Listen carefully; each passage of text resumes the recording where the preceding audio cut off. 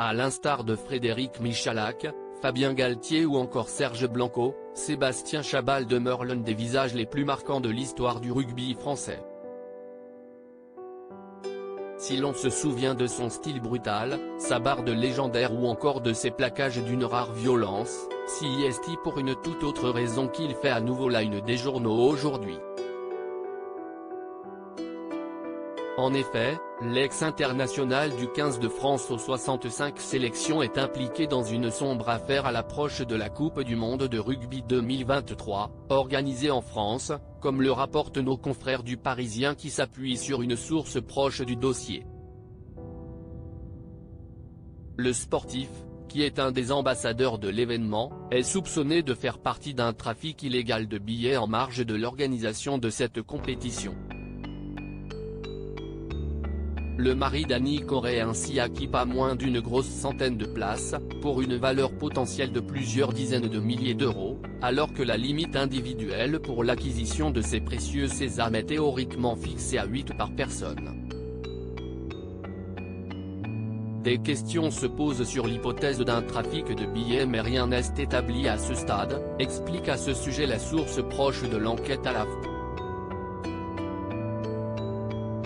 Des accusations lourdes donc, mais que Sébastien Chabal en personne a tenu à démentir ce samedi 7 janvier, toujours auprès de l'AFP.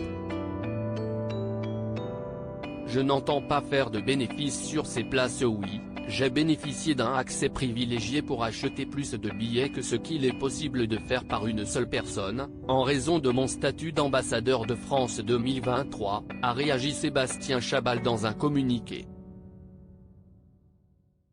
Je n'ai pas eu de gratuité ou de tarifs préférentiels. Et non, je n'entends pas faire de bénéfices sur ces places, a ajouté l'ex-joueur de Lyon ou de Bourgoin-Jallieu, affirmant ainsi qu'il n'est impliqué dans aucun trafic de billets. Il est évident que ces places ne sauraient être revendues par ceux qui en bénéficieront. Il est tout aussi inenvisageable qu'elles puissent servir à des opérations commerciales. Un autre ancien rugbyman, répondant au nom de Henri Mioche, et faisant partie de l'organisation de la Coupe du Monde entre 2017 et 2020, est lui soupçonné d'avoir acheté pas moins de 600 billets, toujours d'après cette source proche de l'enquête. Un scandale de plus qui fait tache pour le rugby français, après la condamnation pour corruption de Bernard Laporte en fin d'année dernière, ainsi que le renvoi de Claude Hatché, directeur du comité d'organisation. Le tout à seulement quelques mois de cette fameuse Coupe du Monde de rugby dans l'Hexagone, qui débutera en septembre prochain.